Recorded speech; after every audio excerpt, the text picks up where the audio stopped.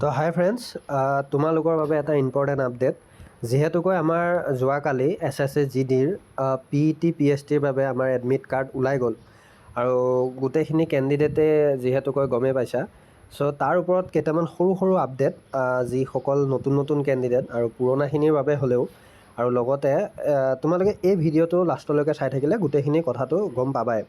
তো ইয়াত চোৱা, যিসকলে যোৱাকালি এডমিট ডাউনলোড কৰিছিলা তেওঁলোকে নিশ্চয়কৈ এই চাৰ্টখন দেখিবলৈ পাইছিলা আৰু এই চাৰ্টখনত লিখা হৈ আছে ইম্পৰ্টেণ্ট ইনষ্ট্ৰাকশ্যন।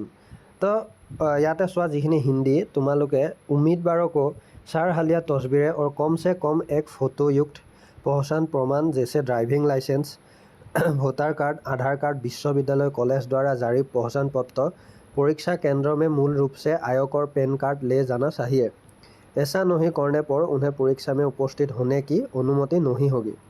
তো ইয়াত স্পষ্টভাৱে লিখা হৈ আছে যে তোমালোকৰ বাবে কমচে কম 4 কপি ফটো খুবেই গুৰুত্বপূৰ্ণ আৰু সেই কপি তোমালোকে চাফাকৈ পাছপৰ্ট চাইজৰ ফটো লৈ ল'বা আৰু লগতে এখন পহচান পত্ৰ, মানে তোমালোকৰ যিকোনো এখন ID প্ৰুফ, লাইচেঞ্চ হওক, মানে ড্ৰাইভিং লাইচেঞ্চ, লগতে তোমালোকৰ পেন কাৰ্ড, আধাৰ কাৰ্ড, ভোটাৰ ID, এই 4টাৰ ভিতৰত যিকোনো একপি মানে এখন লৈ যাবা।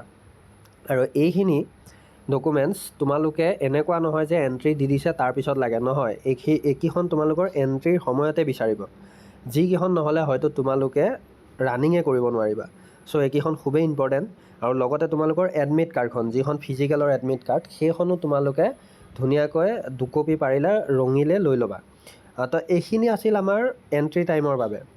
তাৰপিছত আমাৰ ভিতৰৰ বাবে যিখিনি ডকুমেণ্টছ লাগিব সেইখিনি হ'ল, যিখন আমাৰ বিশেষকৈ ল'ৰাৰ বাবে হাইট আৰু চেষ্টৰ বাবে যিখন ৰিলেক্সেশ্যন চাৰ্টিফিকেট লাগে, সেই চাৰ্টিফিকেটখন ল'বা।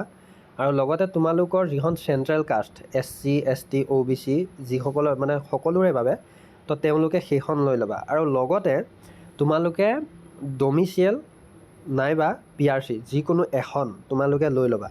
আৰু বহুতে ক'ব পাৰে যে ডমিচিয়েল আৰু PRCৰ এতিয়াই প্ৰয়োজন নাই। তো সেইসকলক কওঁ আগতীয়াকৈ যে প্ৰয়োজন আছেনে নাই তাত গৈ তোমালোকে নিজে গম পাবা। আৰু লগতে লৈ গ'লে তোমালোকে প্ৰব্লেম নহয়, কিন্তু নিনিলেহে তোমালোকৰ প্ৰব্লেম হ'ব পাৰে। চ' লৈ যোৱাত তোমালোকৰ একো অসুবিধা হ'ব নালাগে মোৰ মতে। গতিকে এইখিনি গোটেইখিনি বস্তু ডকুমেণ্টছৰ ওপৰত তোমালোকে লৈ যাবা।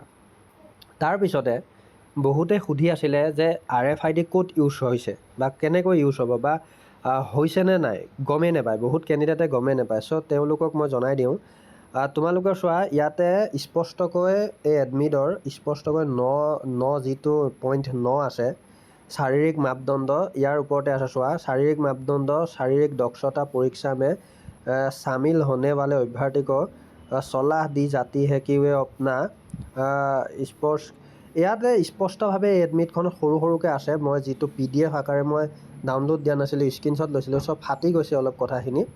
চ' তোমালোকক মই ইয়াতে দেখুৱাই দিওঁ যদি ধৰিব পাৰা। PST PET में RFID का प्रयोग किया जाएगा, এই 9 নম্বৰ পইণ্টত চোৱা।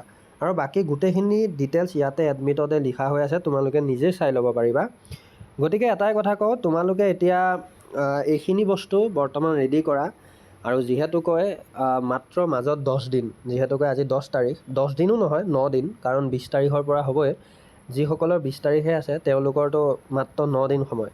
ভালকৈ দিবা, শুভেচ্ছা থাকিল। লগতে তোমালোকে এতিয়া বেলেগ কথা বাদ দিয়া, চেণ্টাৰ বৰ্তমান ভালেই, গোটেইকেইটা চেণ্টাৰেই ভাল ৰানিঙৰ বাবে। এনেকুৱা নহয় যে বহুত টান বা RFID দিয়াৰ কাৰণে টান হ'ব, তেনেকুৱা নহয়। গতিকে ৰানিংটো ধুনীয়াকৈ কৰি থাকা, প্ৰেক্টিছ চলোৱা।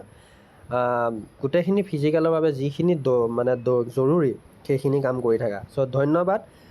জব এণ্ড ডিফেন্সৰ লগত ৰিলেটেড থকা আগন্তুক যিবিলাক আপডেট তোমালোকক দিবলৈ চেষ্টা কৰিম। ধন্যবাদ।